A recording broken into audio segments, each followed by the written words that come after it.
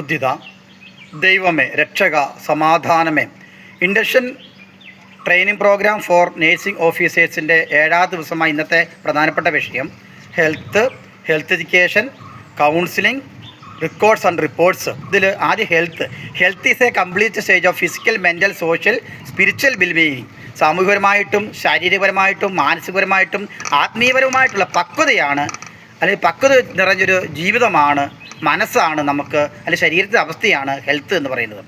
Health education എന്ന് പറയുമ്പോൾ പ്രധാനമായിട്ടും comfort, safety, learning by doing, material, time, energy ഇതെല്ലാം ബന്ധപ്പെട്ടിരിക്കുകയാണ്. നല്ല രീതിയിലുള്ള ആരോഗ്യം നിറഞ്ഞ ഒരു ഹെൽത്ത് എഡ്യൂക്കേഷന് കൊടുക്കുന്നു എന്നത് അല്ല, രോഗികൾക്ക് അവരുടെ ആവശ്യങ്ങൾ മനസ്സിലാക്കി നല്ല രീതിയിലുള്ള ട്രെയിനിങ് കൊടുക്കുക എന്നത് വളരെ പ്രധാനപ്പെട്ടതാണ്.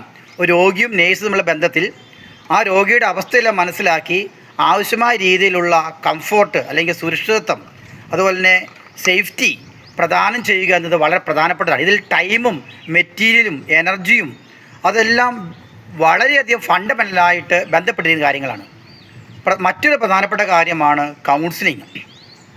കൗൺസിലിംഗ് എന്ന് പറയുമ്പോൾ പ്രധാനമായിട്ടും ഒരു രോഗി നമ്മുടെ അടുത്ത് വരുമ്പോൾ ആ രോഗിയുടെ മാനസികവും ശാരീരികവുമായ പ്രശ്നങ്ങൾ വളരെ സ്നേഹത്തോടു കൂടി കടന്നു എന്ന് മനസ്സിലാക്കി ആ രോഗിക്ക് ആവശ്യമായ നിർദ്ദേശം നൽകുക എന്നുള്ളതാണ് വളരെ പ്രധാനമായി കൗൺസിൽ കൊണ്ട് അർത്ഥമാക്കുന്നത്. കൗൺസിലിംഗ് വരുമ്പോൾ രോഗിയും അതുപോലെ കൗൺസിലറും അല്ലെങ്കിൽ സ്റ്റാഫ് നേഴ്സും തമ്മിൽ വളരെയധികം ബന്ധപ്പെട്ടിരിക്കുന്നു. രോഗിയുടെ അവസ്ഥ മനസ്സിലാക്കി അതനുസരിച്ച് വേണം രോഗിക്ക് ആവശ്യമുള്ള നിർദ്ദേശങ്ങൾ കൊടുക്കുവാൻ. പലപ്പോഴും പല കാര്യങ്ങളും നമ്മുടെ ജീവിതത്തിൽ പുറത്തുള്ള കാര്യങ്ങൾ മാത്രമേ മനസ്സിലാക്കാൻ കഴിയുള്ളൂ.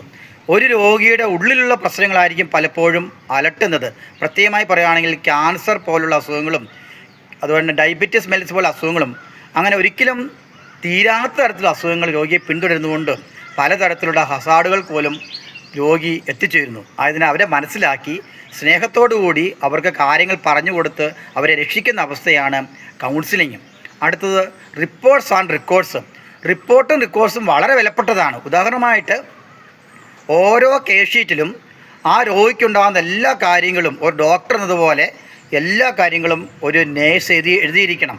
രോഗിക്ക് സംഭവിച്ച കാര്യങ്ങൾ, ഒരു സംഭവിക്കാൻ പോകുന്ന മരുന്നുകൾ, സംഭവിച്ചപ്പോൾ കൊടുത്തുള്ള മരുന്നുകൾ, അതുപോലെ സംഭവിക്കാൻ പോകാൻ സാധ്യതയുള്ള കാര്യങ്ങൾ, അതുപോലെ തന്നെ സംഭവിച്ച കാര്യങ്ങൾ, അതോടൊപ്പം തന്നെ എല്ലാ കാര്യങ്ങളും ആ റെക്കോർഡ് ആൻഡ് റിപ്പോർട്ട്സിൽ എഴുതപ്പെടും. പ്രധാനമായിട്ടും റിപ്പോർട്ട്സാണ് ഒരു നേഴ്സിംഗ് റെക്കോർഡ്സിലെ പ്രധാനപ്പെട്ട കാര്യം.